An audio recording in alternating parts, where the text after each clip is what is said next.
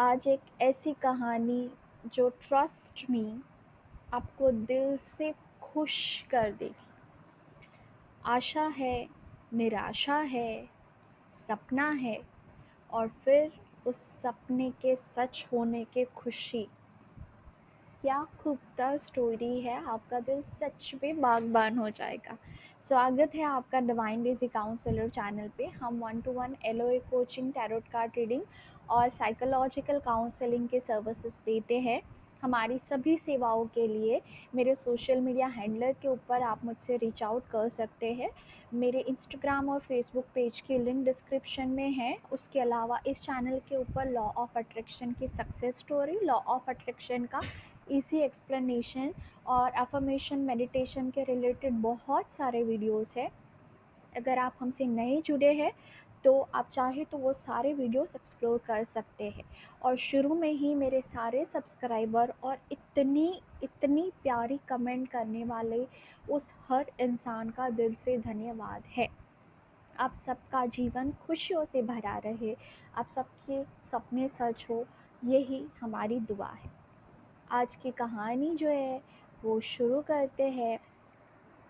ये हमारे देश के एक बहुत खूबसूरत हिस्से केरला से है ये कहानी। ये लिखती है कि सबसे पहले तो मैं थैंक यू वर्ड से शुरू करूँगी। इन्होंने सारी की सारी चीज़ें पढ़ी हुई है, the secret, the power and the magic. Let me repeat one more time. The secret is all about law of attraction. The power and magic talks about the gratitude and love. ये बहुत time से अपनी story share करना चाहती थी, finally ये इसको share कर रही है। ये शुरू से अपनी कहानी बताती है। ये एक टिपिकल मिडिल क्लास केरलियन फैमिली से है, जहाँ पे ये बताया जाता है कि जो बिग ड्रीम्स है वो रिच पीपल के लिए है, जो जनरली हमारी इंडिया की बहुत सारी पॉपुलेशन के अंदर हमें बचपन से बोला जाता है कि हम मिडिल क्लास की तरह जिएंगे और उन्हीं की तरह मर जाएंगे। बड़े बड़े सपने बड़े लोगों के लिए होते हैं। हालांकि ये जो ट्रेंड है वो बदल रहा है। आज की नई पीढ़ी जो है वो चाहे कहीं से भी आती है, जज्बा रखती है हासिल करने का और अपने सपनों को सच करने का। इन्होंने जो अपना हायर एजुकेशन जो है वो बैंगलोर के अंदर लिया था, और जब ये बैंगलोर के अंदर एजुकेशन लेने के लिए गई, उसके बाद इन्होंने थोड़े टाइम के लिए जॉब किया था और उस टाइम पे उनको प्यार हो गया बैंगलोर से। ठीक है। और आगे ये बोलती है कि थोड़े टाइम बाद ये अपने सिटी, नेटिव सिटी में अपने घर वापस चली गई और वहाँ पे इन्होंने एज अ कॉलेज के अंदर लेक्चरर काम करना स्टार्ट कर दिया। इस दौरान इनकी फैमिली ने इनके लिए एक सूटेबल कैंडिडेट सर्च करना स्टार्ट कर दिया। इनको बिल्कुल उसमें से कोई भी पसंद नहीं आया, क्योंकि सबकी मूछें थी, एक टाइप का बॉडी फ्रेम था, सबके ऑयली हेयर थे। और more than the physical attribute, ये बोलती है कि इनके जो ट्रेडिशनल आउटलुक है, बिलीफ्स है, वैल्यूज़ है, वो इनके साथ मैच नहीं कर रहे थे। शायद ये जो है काफ़ी ओपन माइंडेड और अर्बन टाइप की थी, बहुत ही खुले दिल से, दिमाग से सोचने वाली लड़की थी। तो जो ट्रेडिशनल बिलीफ वाले कैंडिडेट्स होते थे तो वो इनको मतलब नहीं जचते थे। इनको थोड़ा-सा नेगेटिव और डिप्रेस फ़ील होना स्टार्ट हो गया कि यार मेरी तरह का मुझे कोई मिलेगा भी या नहीं। लेकिन जब हम उस स्टेट में होते हैं तो हम ज़्यादा उस तरह के लोगों को अट्रैक्ट करते। तो यही हुआ कि इनके पास और प्रोफ़ाइल्स वैसी ही आने लगी, जो मतलब वैसे थे कि चलो। तो इन्होंने बहुत सारे लोगों को ना बोला, ऐसे सब। तो शुरू में तो इनके पेरेंट्स ने इनको पूरा सपोर्ट किया कि ठीक है आपकी ज़िंदगी है। लेकिन थोड़े महीनों बाद, शायद 1 साल भी हो गया था, तो इनके पेरेंट्स का पैनिक स्टार्ट हो गया। बहुत सारी लड़कियां और लड़के जो मुझे सुन रहे हैं वो इससे रिलेट कर पाएंगे। ठीक है, पेरेंट्स का काम ज़िंदगी में एक ही है, बच्चों की शादी करवाना।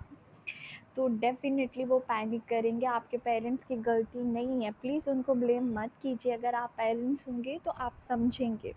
लेकिन हाँ, उसको थोड़ा-सा टैक्टफुली, ग्रेसफुली, पॉज़िटिवली हैंडल कीजिए। उनको शांति से समझाइए कि मेरे लिए जो बना है वो मुझे मिलेगा। अच्छा, लेकिन इनके पेरेंट्स ने थोड़ा-सा ब्लेम गेम स्टार्ट कर दिया, तो इनको बोलना चालू कर दिया कि आपका थोड़ा-सा डार्क कॉम्प्लेक्शन है, आपकी बॉडी भी थोड़ी-सी बल्की है, तो शायद आपको आपके अंदर भी प्रॉब्लम है, तो आपको ऐसे ड्रीम बॉय मिलेगा ही, ये वो थोड़ा-सा तो आपको एडजस्ट करना ही पड़ेगा, ये उनको बोला गया। ये मेरे ख्याल से हिंदुस्तान के 94% ऑफ गर्ल की स्टोरी है। ठीक है, शादी की बात चलती है तो थोड़ा बहुत तो ऐसा सब होता ही है। ठीक है, ये जब सब चल रहा था और इनको थोड़ा बहुत बुरा भी लग रहा था, लड़का नहीं मिल रहा है, अब इनके ऊपर ब्लेम आ रहा है कि तुम्हारी डिमांड ही ज़्यादा है, तो इनके ज़िंदगी में आया द सीक्रेट। इन्होंने पढ़ा, लेकिन इनके लॉजिकल माइंड ने अप्रेहेंसिव तरीके से इस चीज़ को थोड़ा सा रिजेक्ट कर दिया। इन्होंने सोचा कि मैं इसको ट्राई तो कर सकती हूँ, पर इनका माइंड जो है वो कम्प्लीटली कन्विंस्ड नहीं था कि ये मेरे लिए काम करेगा। इन्होंने ट्रायल बेसिस के ऊपर इसको एक्सपेरिमेंट करने का सोचा। अब आती है इस कहानी की सबसे खूबसूरत बात। अगर आप इस कहानी तक यहाँ तक पहुँचे हैं और लव लिस्ट कैसे बनाते हैं, ये आपका मुझसे क्वेश्चन था, तो सुनिए, इन्होंने अपना पूरा लव लिस्ट लिखा है, सुनेंगे हम आज। इन्होंने पहले लिखना शुरू की कि उनको कैसे इंसान चाहिए। पहले तो उन्होंने 2-3 चीज़ें लिखी, फिर ऑटोमेटिकली इनको सारे के सारे पॉइंट्स याद आने लगे, तो इन्होंने सब कुछ लिख दिया। इनके पॉइंट्स मैं बोल रही हूँ, ध्यान से सुनना, ये इनके पॉइंट्स से ज़रूरी नहीं है आपको भी ऐसा ही चाहिए हो, पर बहुत ही प्यारे प्यारे पॉइंट्स इन्होंने लिखे। सबसे पहले वो प्यार करने वाला होना चाहिए, सेकंड वो बहुत ही केयरिंग होना चाहिए, सेकंड उनको जो है वो काम करना अच्छा लगना चाहिए, इनके साथ रहना अच्छा लगना चाहिए और वो उनको हेल्प करे जो ये काम करे, थर्ड में। फोर्थ, इनका जो है ओपन आउटलुक होना चाहिए, ओपन माइंडेड होनी चाहिए। फोर्थ, वो इंग्लिश बोलने में कंफर्टेबल होने चाहिए। Sorry, fifth. सिक्स के अंदर इनकी स्माइल जो है बहुत स्वीट होनी चाहिए, क्योंकि मुझे बहुत फ्लैटर करती है ऐसी स्माइल, ये इन्होंने लिखा है। सेवन्थ, इन्होंने लिखा कि मुझे ऐसा इंसान चाहिए जो प्राइवेट फर्म के अंदर काम करता हो, not into the software company, क्योंकि majority of the South Indian guys are working into the software company only. तो पता नहीं इनको ऐसे इंसान चाहिए थे जो कोई अलग प्राइवेट फर्म में काम करते हैं। नंबर 8 लिखती है जो मैक्सिमम 5 साल ही एल्डर हो। 9, वो रेडी हो बैंगलोर में सेटल होने के लिए, क्योंकि इनको उस सिटी से लगाव है और वो हमेशा वहाँ वापस जाना चाहती थी। 10, वो इंटरनेशनली कहीं पे काम कर चुके हो और उनको इंटरनेशनल एक्सपोजर हो। 11 लिखा है उनकी बहन हो। 12, उनको ट्रैवलिंग पसंद हो।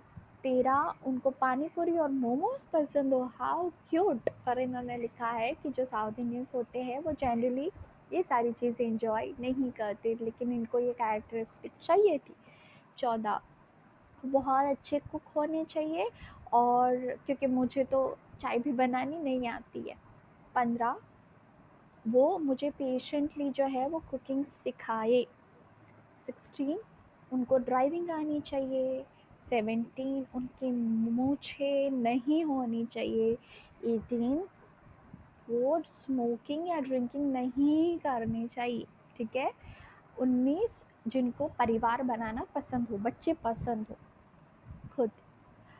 20, must have plenty of hair, उनको बॉल्ड गाय अच्छे नहीं लगते, तो उनको बहुत अच्छे हैरी मैन अच्छे लगते थे। नेक्स्ट पॉइंट लिखा है 21, उनके 5-8 इंच हाइट होनी चाहिए। 22, वो जो इंसान इनको परफेक्ट और ब्यूटीफुल हमेशा माने। 23, उनका जो फिजिक हो वो परफेक्ट होना चाहिए। और 24, ब्राउन आइज़ होनी चाहिए। हाँ जी, हमारी जो लव लिस्ट है इनकी ख़त्म हो गई। अगर आपको भी इनमें से कोई पॉइंट रिसेंबल करता है तो ज़रूर लिखिए अपनी जर्नल के अंदर, यूनिवर्स को ऑर्डर दे दीजिए, आपके वाले आप तक पहुंच जाएंगे। ठीक है, विश्वास रखिए। इन्होंने बहुत ही इनोसेंटली और खुले दिल से अपनी लिस्ट बनाई है और यहाँ पे शेयर भी की है। I really really really appreciate her, seriously. हमें कोई वो नहीं, लिमिट रखनी नहीं चाहिए। इन्होंने सारे पॉइंट्स लिखे हैं। अच्छा, ये लिस्ट लिखने के बाद इन्होंने इसको कहीं पे डंप कर दिया, और इन्होंने वैसे भी इतना सीरियसली द सीक्रेट को लिया भी नहीं कि वो ऐसे वाला ही मुझे डिलीवर करेगा, पर ट्राई करने में क्या जाता है, ठीक है, तो ट्राई कीजिए। तो इन्होंने ट्राई किया, थोड़े से महीने लगे। उसके बाद जब जैसे इनकी तो मीटिंग चल ही रही थी अलग अलग लड़कों से, तो एक फॉर्मल मीटिंग इनकी एक लड़के से हुई, और उनकी नज़र उनकी ब्राउन आई के ऊपर पड़ी। इन्होंने उनसे बात की, एंड इमीडिएटली इनको समझ में आ गया कि यही वो इंसान है। अब सुनिए, उनकी हाइट जो है वो 5 फीट 8 इंच थी। 4 साल इनसे बड़े थे। उनकी छोटी सिस्टर थी, वो ब्रॉट अप इन चेन्नई थे, तो डेफिनेटली ओपन माइंडेड थे। इन्होंने अलग अलग कंट्रीज़ जैसे कि मलेशिया, सिंगापुर, हांगकांग, उन्होंने काम किया था। अभी ये बैंगलोर में काम कर रहे थे। वो डेनिम के जो मर्चेंडाइजिंग है उसमें थे, वो सॉफ्टवेयर इंजीनियरिंग नहीं थे। उनके थिक ब्लैक हेयर थे, और इनको मुस्ताच नहीं थी, मूछें नहीं थी, and he was very physically fit.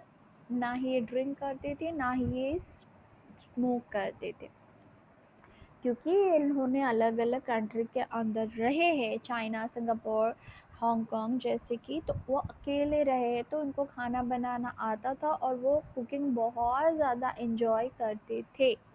इनको बहुत पसंद था पानी पूरीज और मोमोज खाना, जो इन्होंने लिखा था। वाह, वो बहुत ही इजीली इंग्लिश, हिंदी और इनकी जो नेटिव लैंग्वेज है उसके अंदर बात कर पाते थे और एक्सप्रेस कर पाते थे, और इन्होंने तो डेफिनेटली इनको तुरंत हाँ बोल दिया।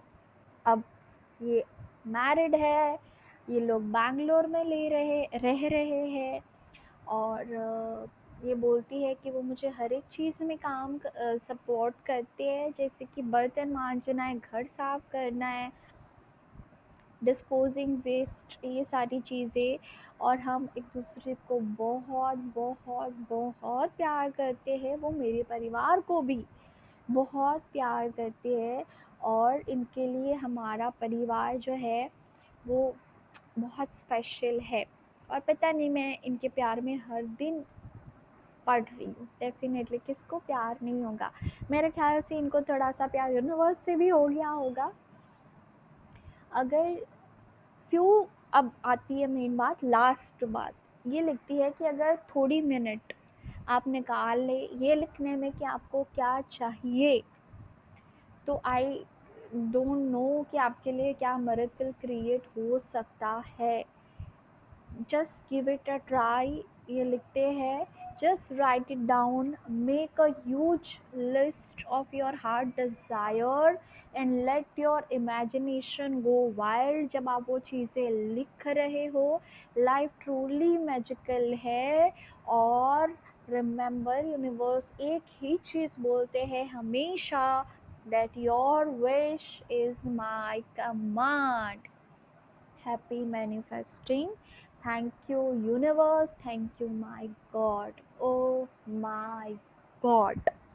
इतनी डिटेल, इतनी अमेजिंग मैजिकल लव स्टोरी खुद से क्रिएट की हुई मैंने भी कम ही पढ़ी है।